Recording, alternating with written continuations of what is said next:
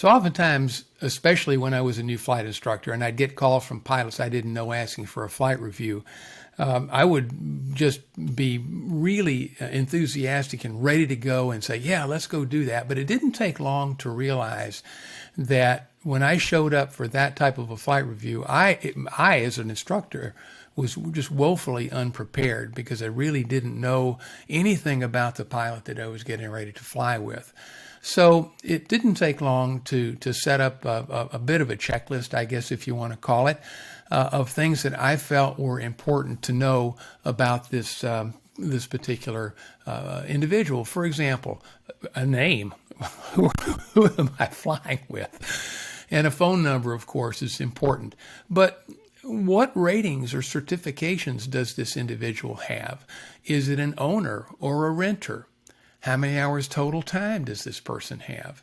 How many hours in the last year? How many hours in the make and model that we're going to be flying? Now, some of that stuff is asked by the insurance company when they're looking at offering a policy to the pilot or renewal. So none of this stuff really is, we're not reinventing the wheel here, right?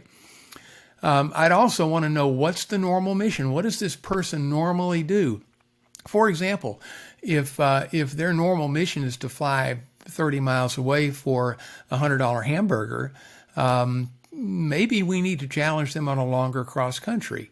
If their normal mission is long cross countries, maybe they take a couple of big trips a year where they're flying 1,000 miles or two. Well, okay, so that's not very many takeoffs and landings. So maybe we need to work on some of those basic airmanship, stall, steep turn, slow flight, short field, soft field takeoffs and landings, those kind of things. Any perceived weaknesses that this particular person might have. If a person is relatively objective, he or she, they'll know where they're weak and where they need work. So let them guide the flight review. It's their flight review. Let them help to guide that.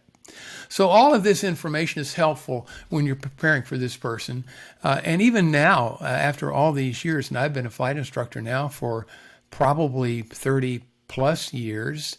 So a lot of times I'll get calls from people that I've known for a long time and people for whom I've done flight reviews many, many times, but I'll still ask them, what's your primary mission? How many hours did you fly last year? I want to get kind of a ballpark idea of where they are. Then I'll send them an email with links to 10 or 15 ASI videos and online courses. Several of those links will be mandatory. I expect them to do those, but I'll give them a few electives as well and give them something to choose from. I ask that they bring the completion certificates with them for the flight review. They serve as a good jumping off point for the oral and eventually the flight. I always ask them, what do you want to work on? And we'll always include those things in the flight review and the plan of action that we have before we take off. But I also leave room to do things that I want to work on. And some of those things can include, for example, have you tried the impossible turn? Most of the folks that I've done flight reviews for, we have done the impossible turn. So the answer, if I've done that flight review, a flight review with those people in the past, is, yeah, remember we did it on the last flight review. So, well, we're going to go do it again. But if they haven't done an impossible turn simulation, I can assure you we're going to do it on this flight review. So a flight review, it's not a test. You can't fail it. So don't be afraid or reluctant to challenge your client, your customer, your student, with something that puts them a little out of their comfort zone. They'll thank you for it someday.